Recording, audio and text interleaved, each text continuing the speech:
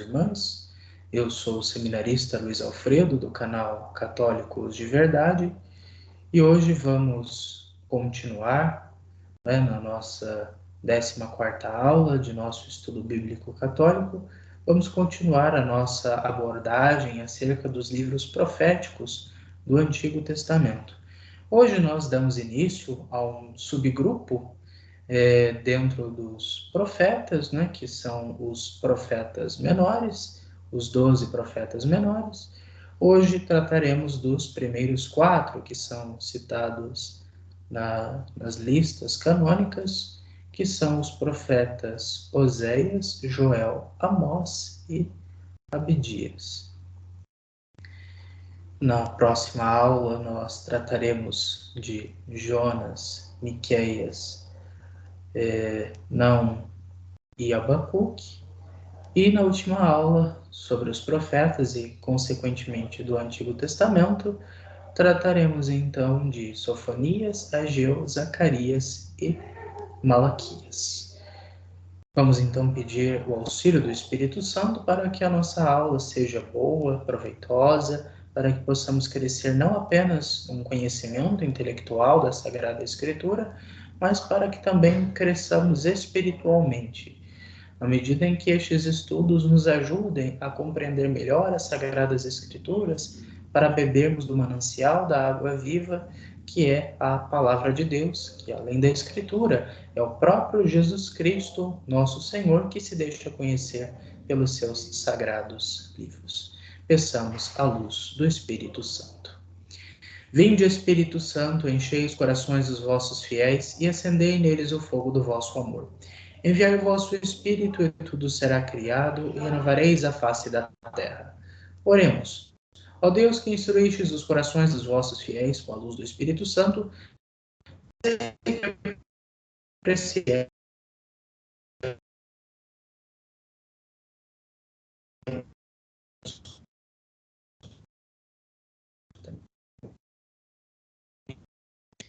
muito bem, então vamos iniciar o nosso compartilhamento de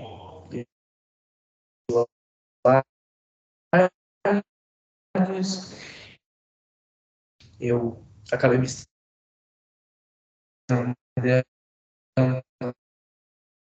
tenho me contemplado mais nas últimas aulas, mas peço que vocês tenham paciência com isso. E se tiverem dúvidas sobre os profetas, mas também sobre os livros históricos, sobre o Pentateuco ou sobre as nossas aulas introdutórias, você pode me enviar, por gentileza, no espaço de perguntas dos vídeos.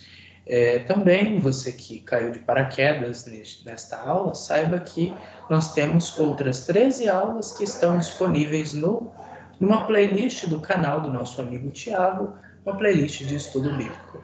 E se você quer conhecer um pouco mais sobre a história da igreja, nós também temos uma playlist no canal Católicos de Verdade, em que eu, no ano passado, gravei mais ou menos umas 26 aulas de noções de história da Igreja Católica.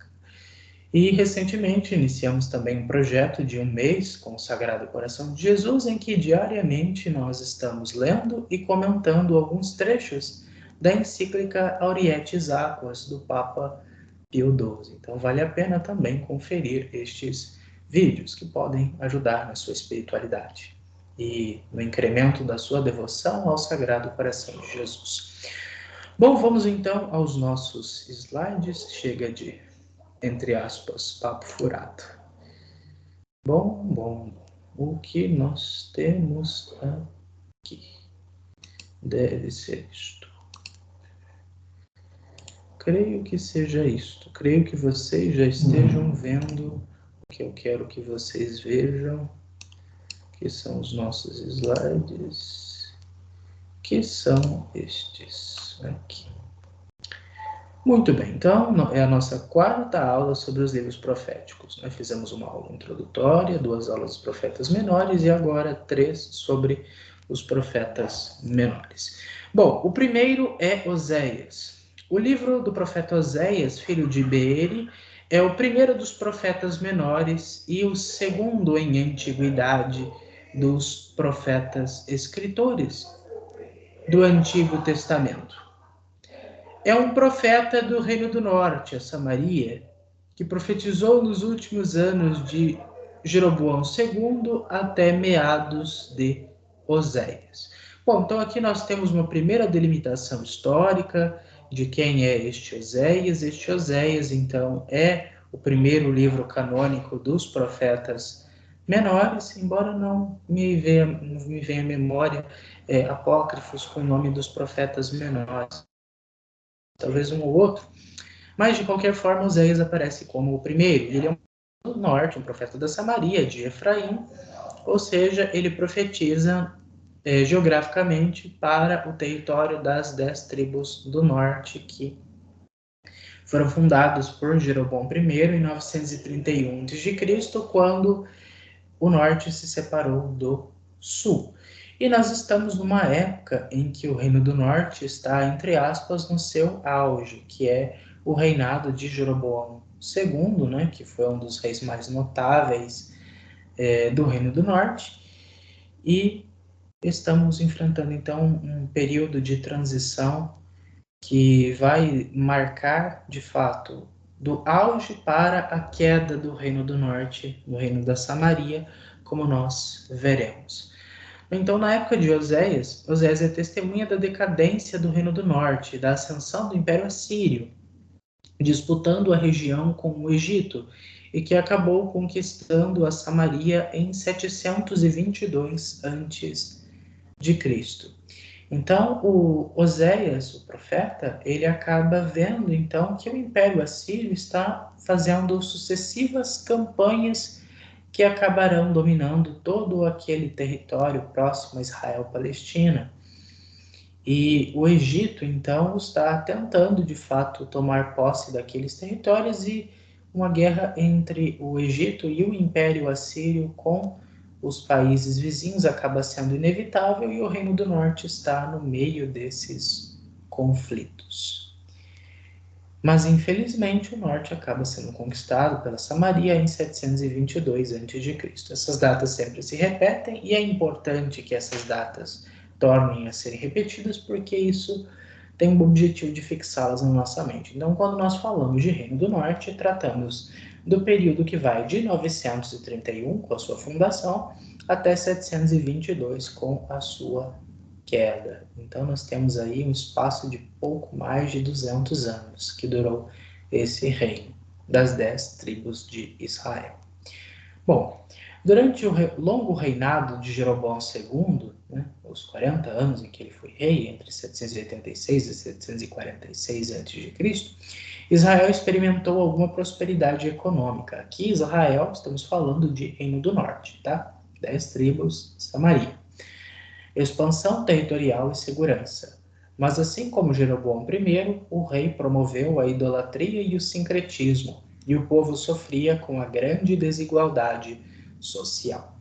Sobre o Reino do Norte, nós temos que nos lembrar que os grandes proprietários de terra, enfim, os mais abastados, aqueles que tinham rebanhos, eles estavam no norte. Então, o sul acabava impondo uma tributação muito grande ao norte, né, segundo o que nós temos na história de Israel na Bíblia. Embora arqueologicamente, talvez historicamente, estes fatos talvez encontrem alguma divergência, mas privilegiemos aquilo que está na Bíblia para a nossa formação. Então, o norte se cansou da tributação, da centralização do sul, e se separou, e para reter a sua prosperidade consigo. E então eles acabaram sendo um reino próspero, um reino de fato expressivo no cenário internacional daquela época, né, do Oriente. Mas o grande pecado de Jeroboão II é que ele promoveu a idolatria, assim como Jeroboão I, o sincretismo, ou seja, misturando o culto ao Deus único com o culto dos deuses cananeus, ou com figuras como o bezerro de ouro, a serpente de bronze e outras figuras que eram cultuadas como se fossem Deus, ou uma representação do Deus que não pode ser representado porque é espírito.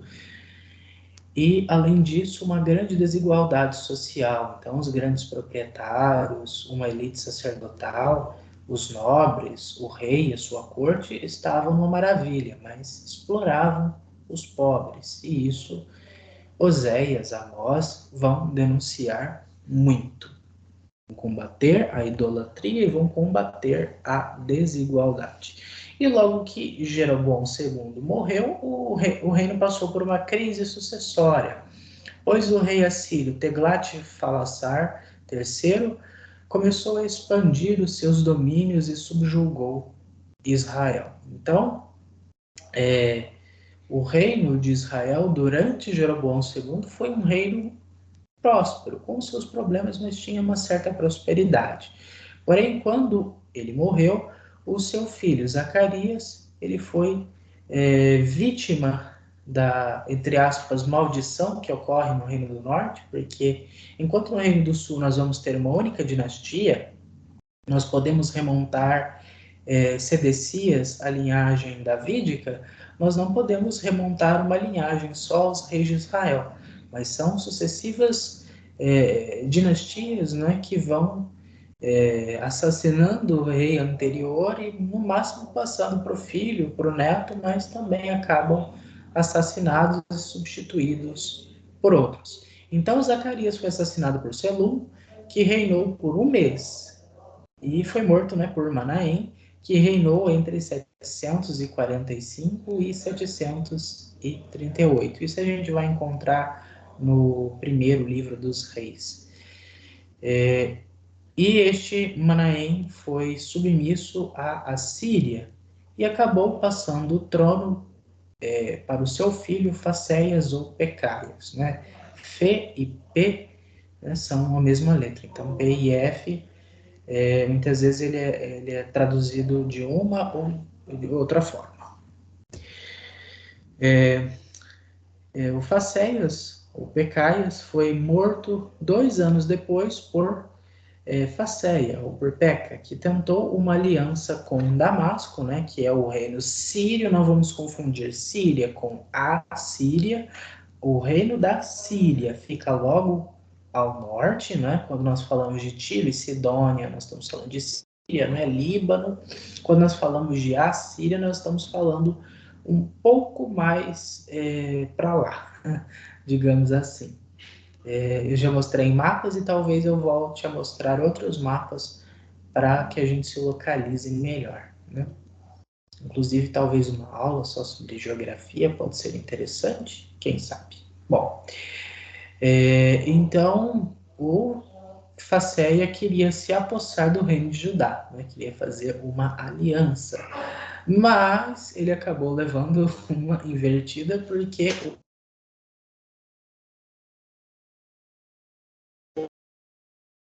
o rei da Síria, e Facéias acabou destronado. E em seu lugar foi colocado Oséias em 732 como um rei vassalo. O que é um rei vassalo? É um rei que só tem o título, mas que ele deve obediência a outro rei. É um fantoche, um cliente. Então ele deve servir aos interesses assírios, senão eles invadem e acabam com tudo. Mas o Oséias, então, acabou tentando romper esta aliança, né, com a Síria, né, traiu a confiança dos assírios, e então ele, descumprindo o seu acordo, os assírios então invadiram e conquistaram o norte em 722 antes de Cristo.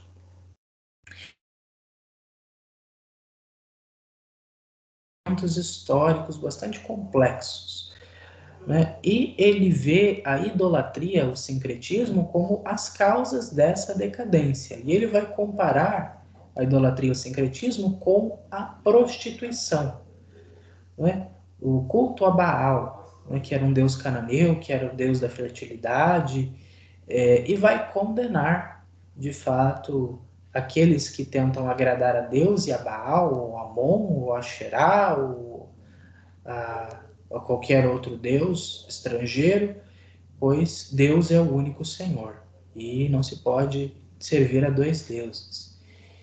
Oséias também vai condenar as alianças políticas com meios de obter segurança. Então, não é no rei vizinho, não é no rei da Síria, não é no faraó, não é no rei de Edom, Moabe, enfim, que se deve buscar a segurança.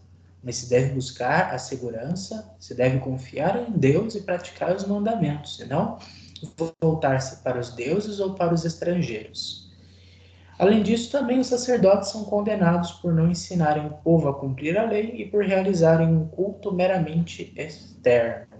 Então, também os sacerdotes daquele tempo, né, os sacerdotes da linhagem levítica, não são poupados de duras críticas por Oséias, porque eles, para manter os seus privilégios. Aliás, me ocorre aqui a memória de que esses sacerdotes do norte, muitos não são nem levitas, muitos são sacerdotes que foram tirados por sorte por Jeroboão I para realizarem o culto, mesmo não sendo da linhagem de Arão.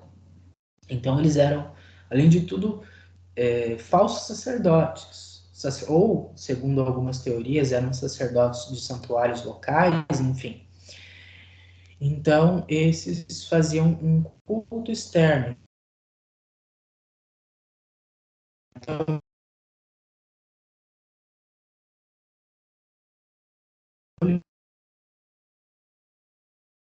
eles imolavam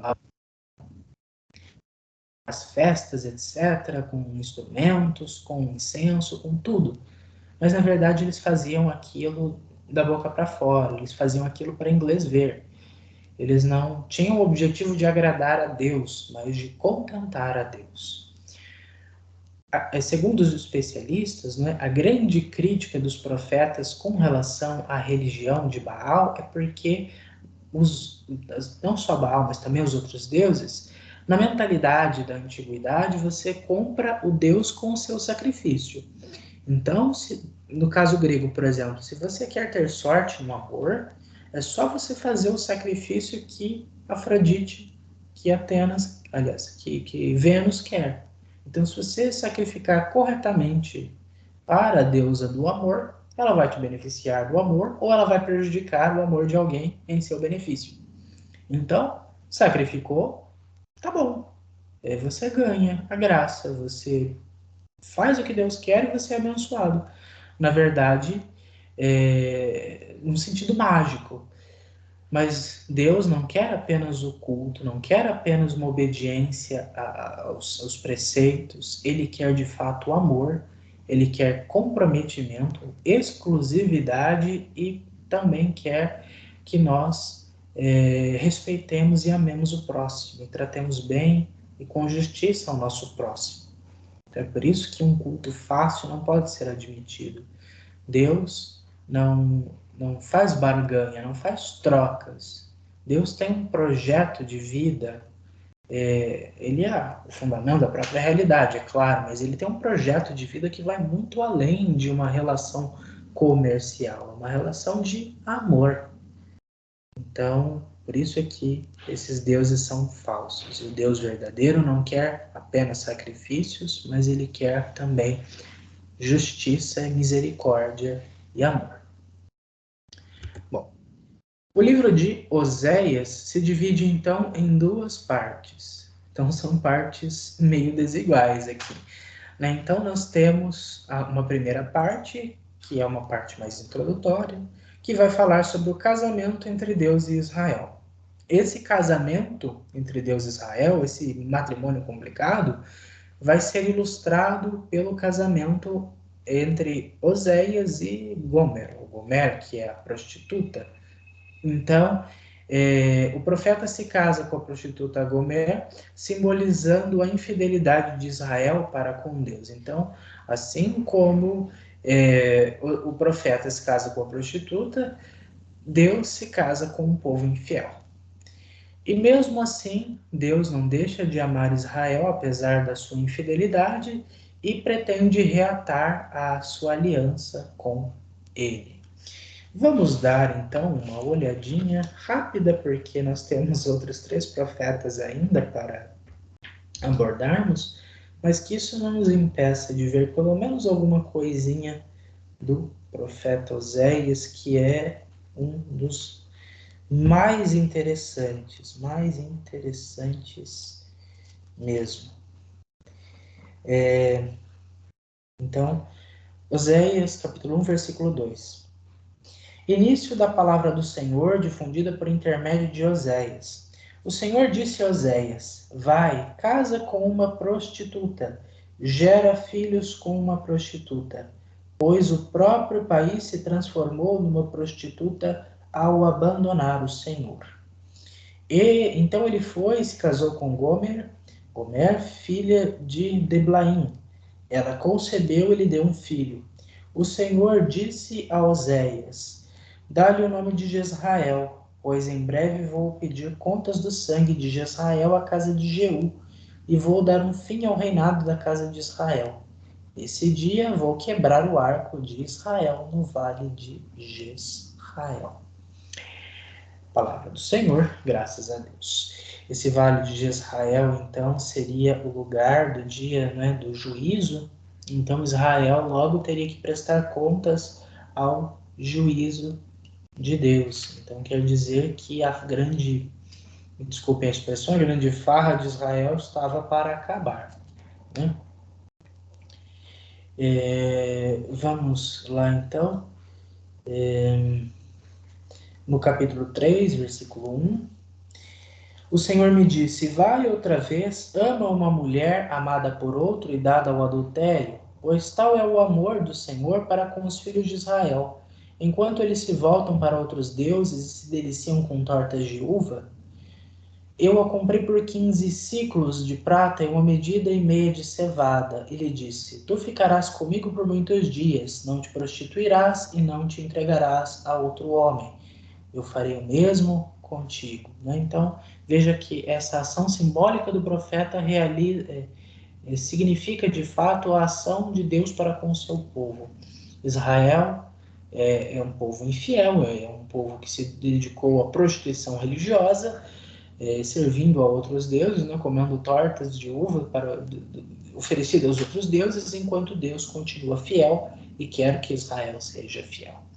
E na segunda parte, nos capítulos 4 a 14, são censuras e repreensões. Então, o profeta Oséias lança a mão de seu chicote profético para bater em todo o mundo. Então, da parte de Deus, ele denuncia a corrupção do povo e das lideranças, a quebra da aliança, a destruição de Israel, né? Ele anuncia e pede a conversão. Então, Deus aqui está extremamente irritado com toda esta situação. O Ciro Mioranza vai dar os seguintes títulos aqui, para esse capítulo: Os crimes e castigos de Israel, nos capítulos 4, 5, 6. No capítulo 7, alianças e conspirações. No capítulo 8, anarquia política e idolatria. No capítulo 9 e 10, idolatria e exílio. No capítulo 11, amor e vingança de Deus. No capítulo 12, os grandes erros de Israel. No capítulo 13, idolatria, punição e ruína. E, ao final do capítulo 14, um epílogo. Bom, nós já vamos para Joel, mas eu só queria ler com vocês um último trechinho de Oséias, que nós até lemos, já vimos, eu creio, na Orietes Aquas. Bom, no profeta Oséias, capítulo 11, versículos 1 a 2, diz assim: Quando Israel era menino, eu o amei. Do Egito chamei meu filho. Quanto mais os chamava, mais eles se afastavam, oferecendo sacrifícios a diferentes Baal e queimando incenso aos ídolos. Um pouquinho mais. Eu mesmo ensinei Efraim a andar, eu o conduzia pelos braços, mas eles não perceberam que era eu quem zelava por eles. Eu os atraía com laços humanos, com cordas de amor. Era com eles como quem levanta uma criança até seu rosto para dar-lhe de comer. Eu me abaixava até eles. Palavra do Senhor, graças a Deus. Então veja que bonito. Então Deus, que fundou o seu povo, né, Israel, que como se fosse uma criança, Deus cuidou dele como um pai, mas infelizmente eles rejeitaram Israel. Então, um grande tema de Oséias é essa relação paternal e esponsal, o amor de um pai zeloso e de um esposo também zeloso, apesar da infidelidade de Israel. Então, uma bela história de amor, com várias profecias de repreensão, mostrando o amor de Deus para com o seu povo infiel e a necessidade que o povo infiel tem de se converter e voltar para o verdadeiro amor, que é o amor de Deus. O profeta Joel é o segundo dos profetas menores do Antigo Testamento e possui apenas 4 capítulos. Então, enquanto nós temos 14 em Oséias, Joel possui apenas 4. Bom, acreditava-se que Joel teria sido o primeiro profeta do sul, que teria pregado no fim do reinado de Joás de Judá, entre 837 e 800 a.C., e no início do reinado de Amazias, seu filho. Então, se nós pegarmos os manuais mais antigos, assim, de estudo bíblico, de introdução à Bíblia, etc., nós vamos encontrar Joel localizado neste século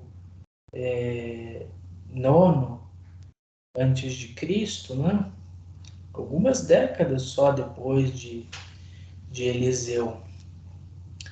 Contudo, os especialistas hoje em dia dizem, por uma ausência de elementos cronológicos precisos, nenhum rei é citado, então, geralmente em todos os profetas a gente vai ter uma referência a um rei, mas aqui nós não vamos ter nenhum dado cronológico muito preciso. Olha só como começa. Palavra do Senhor dirigida a Joel, filho de Fatuel. Ouvi isto, anciãos, escutai todos os habitantes do país. Aconteceu algo semelhante em vossos dias ou nos dias de vossos ancestrais? Então, vai começar assim, bastante direto, sem muitas explicações, essa profecia de Joel, Palavra do Senhor, graças a Deus. E também por uma análise de elementos que são citados no texto, por exemplo, a forte presença dos sacerdotes, a valorização do templo e as semelhanças com os profetas Ezequiel, Abdias e Miqueias, que na nossa aula introdutória nós vimos que estes profetas estão no período do cativeiro, Abdias e Miqueias um pouco mais lá para o final do cativeiro, e no período da reconstrução. Por causa disso e de outros elementos mais, os estudiosos acreditam que o livro de Joel foi escrito após a dedicação do segundo templo, a partir do ano de 515, e antes da destruição de Sidônia, em 343, por Artaxerxes III, que era o Shah da Pérsia. Então, as datas limites, a data mais antiga e a data mais recente, que podem ser consideradas. Estruturalmente, o livro se divide em 2 partes. Com relação às datas, acredita-se que talvez seja uma data mais por volta do 5º século mesmo, em que tenha sido escrito o profeta Joel. Bom, nós temos 2 partes, Joel capítulo 1, capítulo 2 e Joel capítulo 3, capítulo 4, porque são os únicos capítulos. Então nós temos 2 partes meio a meio. Sendo que alguns acreditam que essas partes tenham sido escritas em épocas diferentes. Então uma parte mais antiga e outra mais recente, por causa do estilo e conteúdo. Mas a maioria entende que um mesmo autor deve ter escrito os 4 capítulos. Nós sempre falamos aqui todas as aulas de autoria e nós sabemos que a maior parte dos livros da Bíblia, segundo, por favor, o que dizem os especialistas, são pseudoepígrafos. Ou seja, quando não são anônimos no título, a sua autoria, o nome do livro, é atribuído a uma figura.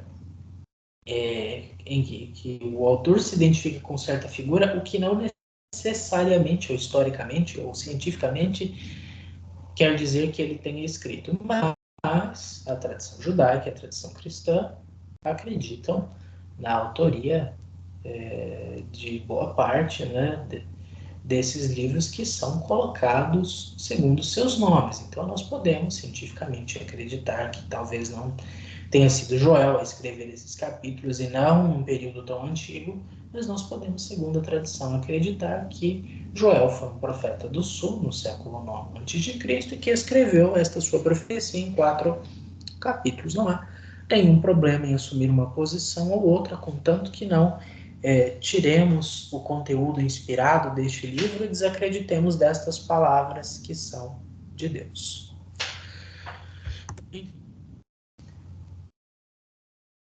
Não foi. Foi sim. Quanto ao conteúdo de Joel 1 e Joel 2, eles falam sobre uma grave situação enfrentada pelo Reino do Sul. Então, aqui nós temos uma situação de gafanhoto por uma seca, que gerou queda na colheita e fome na população. Então, nós temos, de fato, um problema agrícola bastante complicado, né? Que, de fato, chama a atenção, né? Então, a gente já vê que no começo, o profeta perguntando se alguns dos idosos, né, dos antigos, dos anciãos, viram alguma coisa como essa, né? E que isso é um fato tão extraordinário, extraordinariamente terrível, que isso deve ser contado às próximas gerações. E como essas desgraças, essas calamidades eram consideradas como um castigo de Deus, então o profeta convida todos para uma penitência pública, pedindo piedade, uma intervenção de Deus para que aplaque o castigo chamado Dia do Senhor, sendo que alguns acreditavam que esses gafanhotos são, na verdade, a invasão de um exército em Judá. Então, alguns acham que esses gafanhotos, na verdade, são um exército, e que esse dia do Senhor fala sobre a destruição de Israel, ou, aliás, de Jerusalém, né, de Judá, ou que simplesmente ele está falando sobre uma praga agrícola, uma situação, um desastre que aconteceu e que gerou uma grande seca mesmo. Então, essas duas interpretações não são necessariamente conclusivas. Enfim. Então, esta praga e esta seca são sinais de que o dia do Senhor, ou seja, o dia em que o Senhor virá para julgar Israel e as nações, ele está vindo. Então, vamos nos converter, porque senão a coisa vai ficar feia para o lado de vocês. E a segunda parte, Joel, capítulo 3 e 4, fala sobre a vinda do Espírito do Senhor e o fatídico juízo das nações. São 2 capítulos de conteúdo escatológico que se assemelham muito aos escritos pós-exílio. Então, é por isso que alguns dizem que essa segunda parte é mais recente. Apontando para acontecimentos futuros em que o Senhor enviará o seu Espírito para reconstruir todas as coisas. Isso será um sinal nunca antes visto, né? A tradição cristã, né, católica, sempre associou essa vinda do Espírito, né, conforme está no livro de Joel aqui, como um sinal do Pentecostes que aconteceu em Atos capítulo 2. Vamos dar uma olhadinha, Joel 3, 1 seguintes. Depois disso vou derramar meu espírito sobre toda a humanidade, e vossos filhos e filhas vão profetizar, os velhos terão sonhos e os jovens terão visões. Nesses dias vou derramar o meu espírito até sobre os escravos e as escravas. Vou realizar prodígios no céu e na terra, sangue, fogo e colunas de fumaça. Palavra do Senhor. Graças a Deus. Então, este espírito derramado sobre toda a criatura essa profecia teria se cumprido no livro dos Atos dos Apóstolos. Inclusive, o Pentecostes é uma releitura de alguns acontecimentos do Antigo Testamento muito interessantes, né, que nós veremos, se Deus quiser, quando chegarmos lá. E então, depois de enviar o Espírito, Deus vai reunir as nações e vai julgá-las, e Israel viverá, por fim, em paz e prosperidade. Vamos dar uma olhadinha aqui. Joel 4:1 seguintes, nesses dias, nesse tempo, quando eu restaurar Judá e Jerusalém, Vou reunir todas as nações e fazê-las descer ao vale de Josafá. Lá vou mover um processo contra elas por tudo quanto fizeram a Israel, meu povo e minha herança. Elas espalharam Israel entre as nações e repartiram entre si minha terra. Aqui ele vai falar de Tiro, Sidônia, Filisteia. Bom, palavra do Senhor, né? Graças a Deus. Por ele falar de acontecimentos que nós sabemos que tiveram ocorrência nos anos, né, de 586, é difícil que ele tenha de fato profetizado por volta de 800, 830, pois naquela época Judá, Jerusalém, não tinha passado por nenhuma situação assim. E talvez por conta desses indícios é que o profeta Joel seja um profeta bem mais recente do que se julgava anteriormente. Então, é uma ideia de que vai virar o dia do juízo, né? O dia em que o Senhor irá julgar as nações e irá conceder a Israel a paz e a prosperidade por ter aguentado as invasões, os sofrimentos, os ultrajes que sofreu. Joel é constantemente lembrado no tempo da quaresma pelo convite à penitência e depois ao final do tempo pascal com o envio do Espírito Santo em Pentecostes. Então, o convite à conversão de Joel é bastante interessante. Veja só que interessante. Joel, capítulo 2, versículo 12 em diante.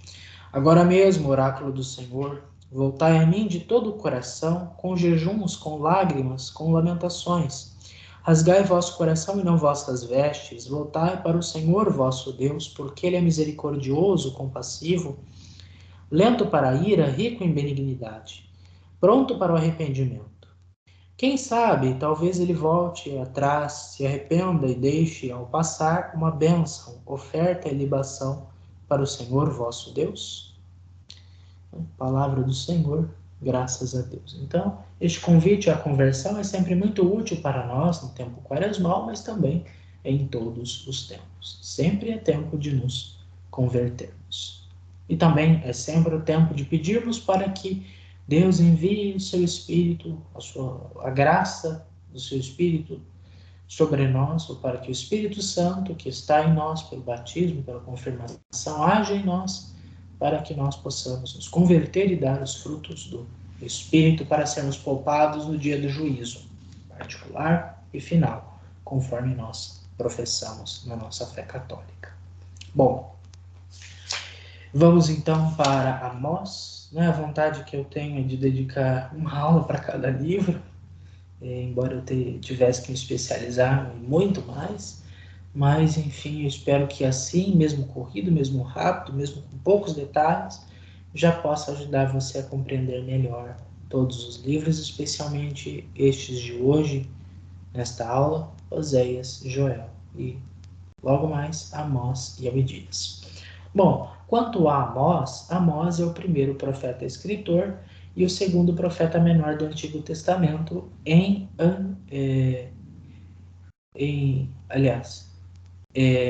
é o primeiro profeta escritor e o terceiro profeta menor do Antigo Testamento, né? Ele geralmente era considerado como o segundo, mas atualmente acredita-se que Amós, de fato, seja o primeiro, seja mais antigo do que Oséias. Oséias era um criador de gado e plantador de figos, né, sicômoros, que era originário de Tecoa, perto de Belém. Então, ele era do sul, mas foi profetizar no norte. Veja só que interessante. Ele não se considerava um profeta profissional, mas alguém que Deus escolheu para isso.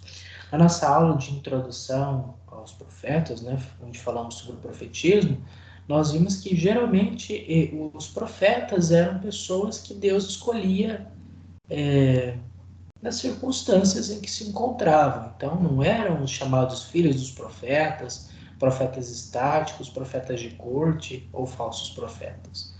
Eram às vezes jovens ou homens, pessoas do povo, alguns foram sacerdotes, outros foram pessoas de cultura, outros eram simples, como o caso do profeta Amós. Ele estava cultivando lá o seu gado com os seus filhos e Deus o chamou para profetizar.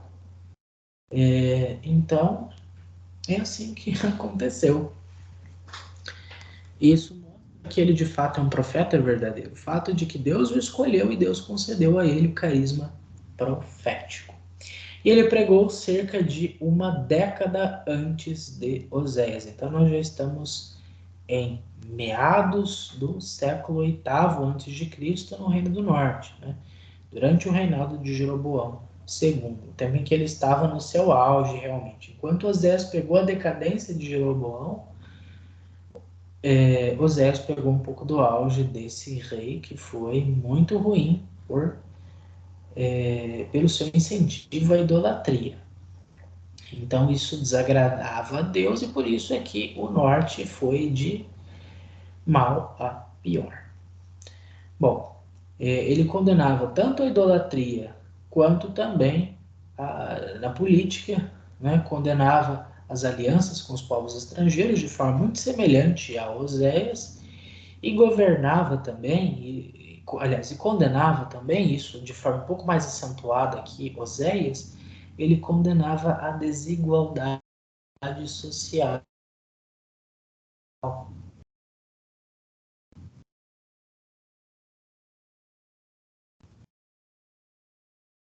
E, e, e,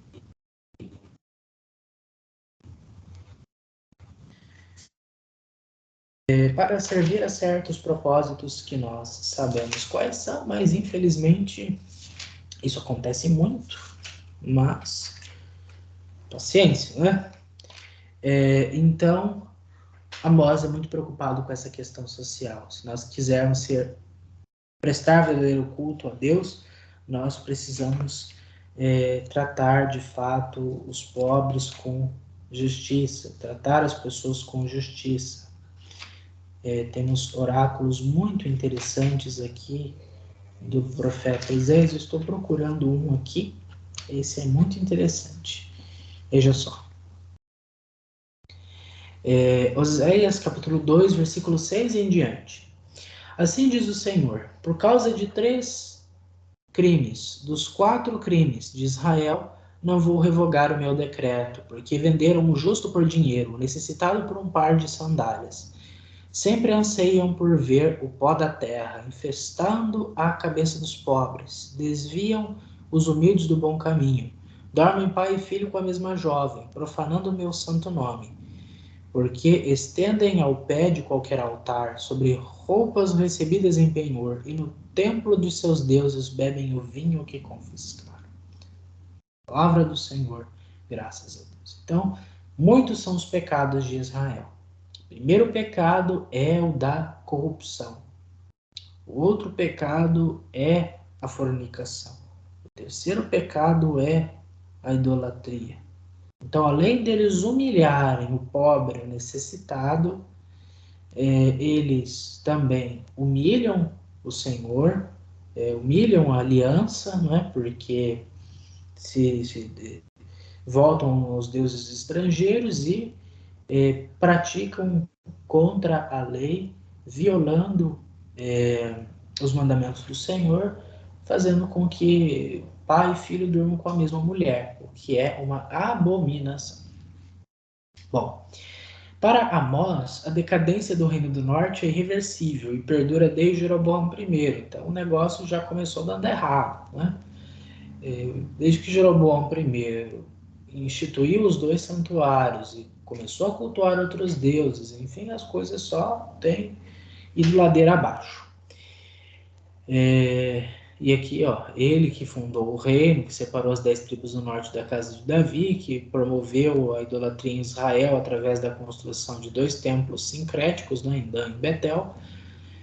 Por isso é que Amós anuncia a destruição do norte, que acabou ocorrendo algumas décadas depois, em 722 a.C. Olha só que interessante. Oséias 4, 1 a 3. Ouvi esta palavra, vacas de Bazã, que morais no monte de Samaria, oprimindo os necessitados, maltratando os pobres, e dizendo a vossos maridos, trazei algo para beber.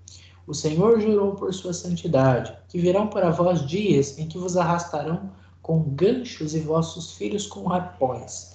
Tereis de passar uma após outra pelas brechas das muralhas, e sereis levadas para o Hermon, oráculo do Senhor. Essas vacas de Bazã são, de fato, as mulheres da Samaria, as mulheres ricas que oprimiam os pobres e que viviam de forma dissoluta. Ele vai dizer, olha, vocês aí vão ser deportadas. Esse passar pelas brechas das muralhas é um sinal de deportação, ou talvez de fuga também. Quer dizer,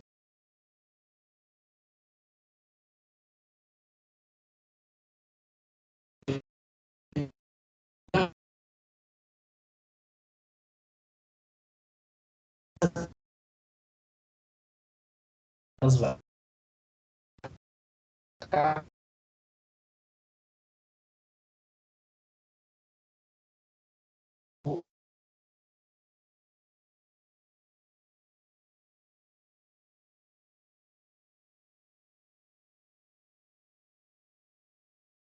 Oferecei cada manhã vossos sacrifícios e vosso dízimo a cada dia. 3 dias. Oferecei pão fermentado como sacrifício de louvor, apregoai em alta voz vossas ofertas voluntárias, pois é isso que gostais, filhos de Israel, oráculos do Senhor Deus. Então pode idolatrar lá, vai lá, idolatra, vai lá para Betel, vai lá para os santuários, né? E depois vai lá para o templo do Senhor, então, oferecendo, né, o seu dízimo, né? Vai lá pecar, vai lá é, mostrar que você é justo, vai lá fazer o seu sacrifício, né? Veja se isso vai adiantar de alguma coisa. Não. O que tens que fazer é se converter. Se converter. Olha só, no versículo 11. Eu vos revirei ao avesso, como Deus fez com Sodoma e Gomorra. Ficastes como tição retirado pelo fogo. Apesar disso, não voltastes a mim, oráculo do Senhor. Pois bem, Israel, é assim que eu vou te tratar, e porque assim vou te tratar, prepara-te, Israel, pois irás te encontrar com teu Deus. Então, Israel, você está realmente desorientada, mas eu estou vindo, eu estou olhando, estou só aguardando aqui, mas a hora que chegar o juízo, vocês estão perdidos, né? Então, é bom que vocês se convertam, porque se vocês não se converterem, a coisa vai ficar feia pro lado de vocês, né? Diz o Senhor. Comparações até tolas da minha parte, mas que talvez ajudem a compreender. De forma que Deus não quer o castigo por castigo. Deus quer castigar para converter. Deus quer que o povo tenha medo desse castigo para que se volte para ele por amor, para que trilhe o caminho correto. O livro de Amós, então, se divide em 3 partes. Os capítulos 1 e 2 são o julgamento das nações, né? Então, contra Damasco, Gaza, não é Tito, é Tiro, Edom, Moabe, Judá e Israel. Então, contra as nações vizinhas e o reino do sul e do norte. Nos capítulos 3 a 6, discursos de Amós. Amós condena a quebra da aliança com Deus, a corrupção dos costumes morais, o culto idólatra e vazio, a opressão dos mais pobres e a opulência dos ricos. Então, e na terceira parte, as visões, né, são 5 visões de Amós. Ele vê gafanhotos, fogo, prumo, frutos, né, a fome e a escuridão e a destruição do templo. O livro termina com uma visão de Deus que destruirá as nações e que reconstruirá Israel. Então, essas visões de Amós são muito interessantes, vale a pena dar uma olhadinha. Mas ele vai falar que, apesar dessa, Deus um dia vai reconstruir Israel como uma nação. Mas Israel primeiro precisa reconhecer os seus pecados e se voltar para o Senhor. E por fim, o profeta Abdias. O profeta Abdias é o quarto dos profetas. Abdias não possui capítulos. Abdias possui apenas versículos, e são só 21 versículos. E ele é constituído por duas partes, esses versículos. Abdias, versículos 1 a 15, e Abdias, versículos 16 a 21, que alguns apontam uma autoria diferente, no mesmo caso de Joel, e que são um oráculo contra Edom e o dia do Senhor, né, o julgamento das nações. A datação desse pequeno oráculo provavelmente se deu após a queda de Jerusalém, em 587 a.C. Alguns colocam uma autoria mais tardia para o período persa, por volta de 450.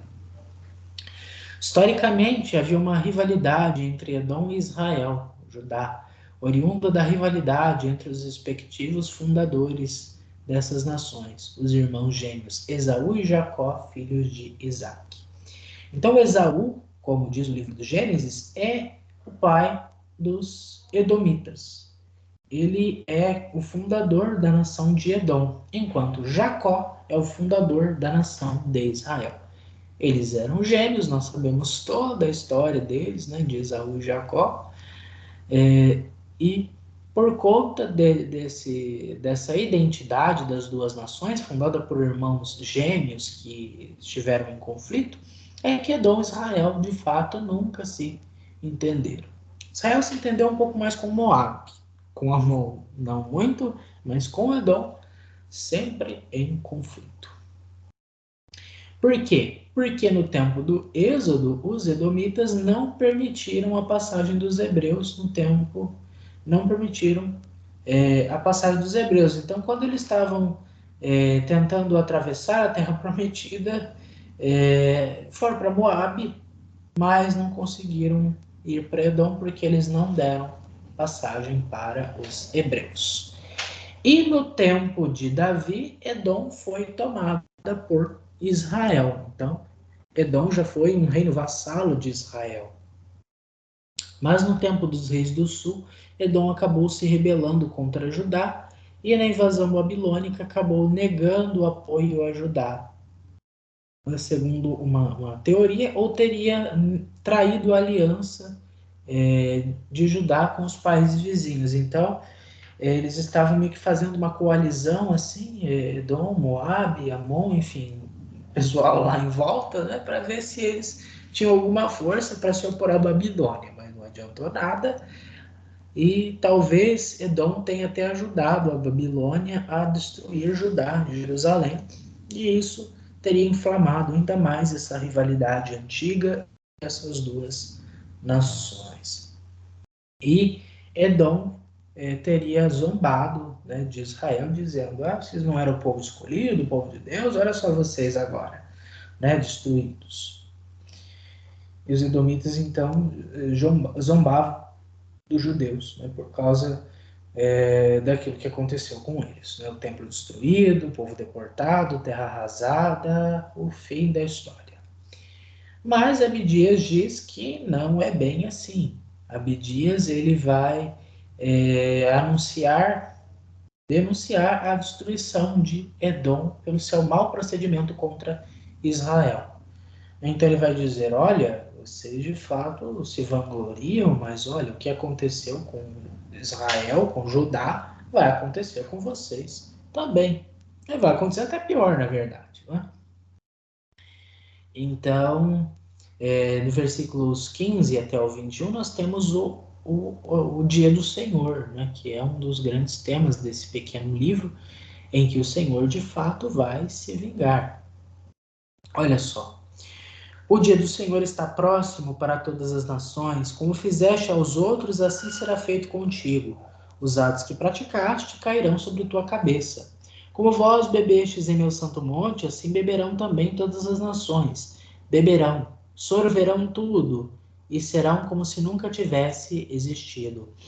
No monte, contudo, haverá sobreviventes, que serão santificados, e aqueles da casa de Jacó despojarão aqueles que os despojaram.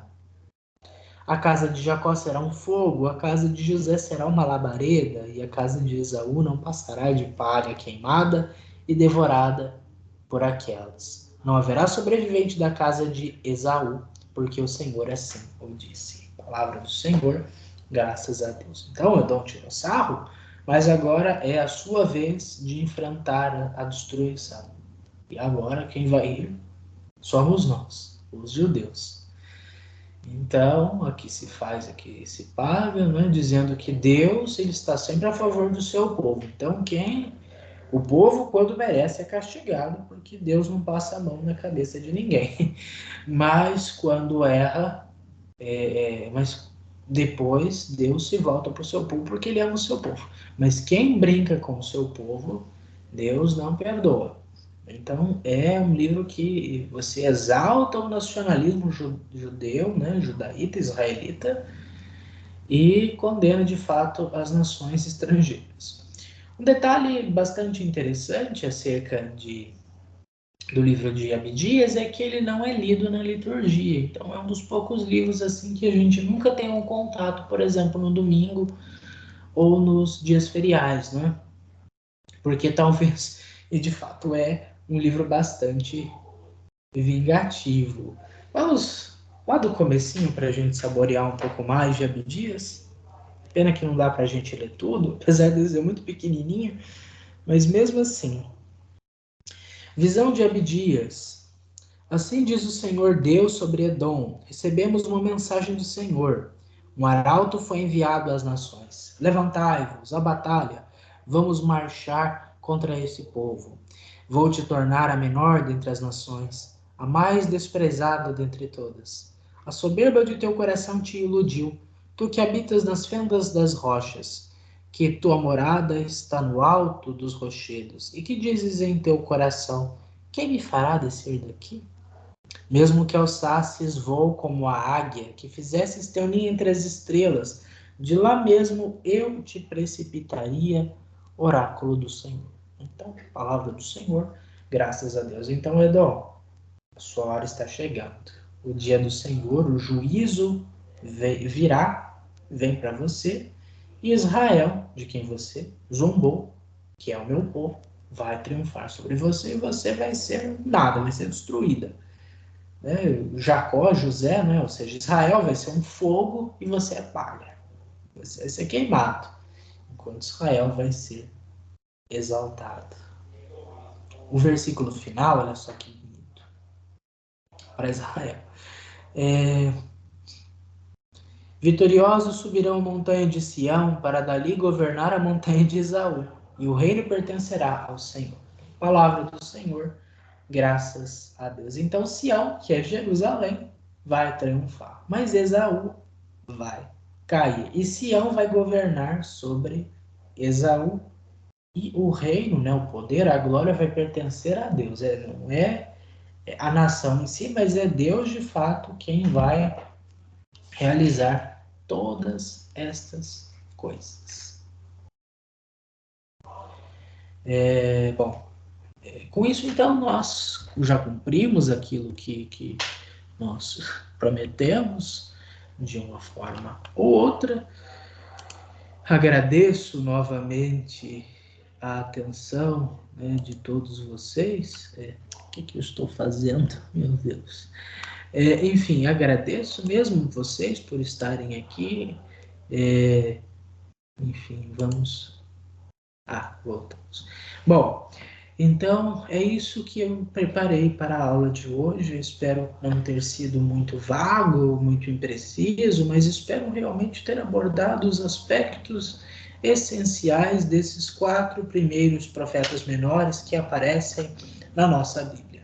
Se você tiver alguma dúvida, alguma recomendação, alguma consideração ou algo que você queira de fato nos falar, se você tem um tema que você gostaria de sugerir para uma aula, lembra que uma das aulas finais vai ser é tema livre, né? Então, vocês é quem escolhem o tema dessa aula e eu vou então gravar essa aula com base talvez nas perguntas de vocês, nas dúvidas que vocês têm, ou talvez, se ninguém falar nada, ou não der tema suficiente, eu mesmo então vou pensar num tema e vou trazer para vocês, aí vocês vão ter que gostar. Brincadeira. Mas enfim.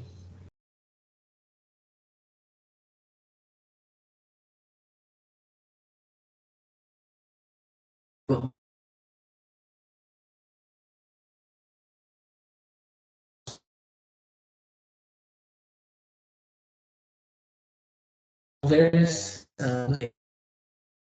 Pentateuco, né, e na de introdução, que a primeira foi muito bem, mas essas outras aulas, a 12, também são aulas boas. Também você vai encontrar conteúdo bíblico, uma formação legal para você, para o seu grupo, para os seus catequizandos, para o pessoal pastoral, movimento ou serviço, para você mesmo, para alguém que precisa, para algum evangélico, por que não? Para alguém que queira se converter, ou queira também. Se você quiser mandar para o seu padre também, para algum seminarista aí, meu irmão, fique à vontade, né? Mas não é para eles.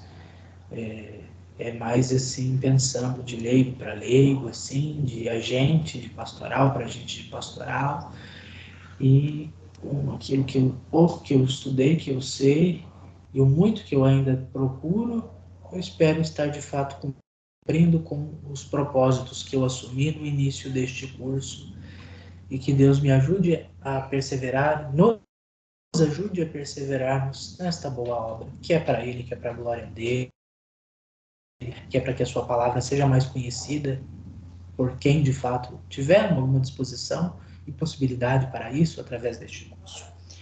Vamos então pedir à Santa Mãe de Deus, a Virgem Maria, que é uma profetisa grandiosíssima, a maior das profetisas, para que ela também rogue a Deus para que nós sejamos profetas do nosso tempo, denunciando a idolatria que existe em nosso tempo, denunciando a desigualdade que existe em nosso tempo, denunciando um ritualismo que existe em nosso tempo, as nossas próprias hipocrisias também, não só dos outros, né, mas as nossas, e para que nós lutemos para que a palavra de Deus seja anunciada, testemunhada nas nossas vidas e que nós possamos internalizar sempre mais a palavra do Senhor. Ave Maria, cheia de graça, o Senhor é convosco. Bendita sois vós entre as mulheres, e bendito é o fruto do vosso ventre, Jesus. Santa Maria, pecadores, agora e na hora de nossa morte. Amém. Que Deus abençoe você, então, meu querido irmão, minha querida irmã. Com a graça de Deus, nós nos reencontraremos na próxima terça-feira, onde nós trataremos Jonas, Miqueias, Naum e Abacuque. Em nome do Pai, do Filho e do Espírito